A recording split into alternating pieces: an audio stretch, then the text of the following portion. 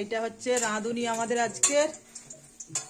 এইটা hello everyone, আমি শ্রিয়া। আবার নতুন একটি ব্লগে আপনাদের স্বাগতম। আশা করি সবাই অনেক অনেক ভালো আছেন, সুস্থ আছেন, আর আমরাও বেশ ভালো আছি। তো আজকে চলুন আপনাদের সঙ্গে শেয়ার করে নেওয়া যাক ছোটদের পিকনিক। ওই যেই দিনকে বাড়িতে কেউ ছিল না, বড়রা বলতে মা, বড়মণি, মেজমণি, দিদান সবাই গিয়েছিল একটা জরুরি কাজে।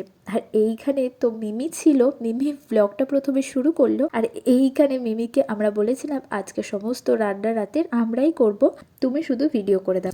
রান্নার দায়িত্বে রয়েছে তো ছোট দাদা, তাকে হেল্প করে দিচ্ছে হচ্ছে আমাদের বৌদি ভাই, আর আমরাও কিছু কিছু সবজি কাটছিলাম।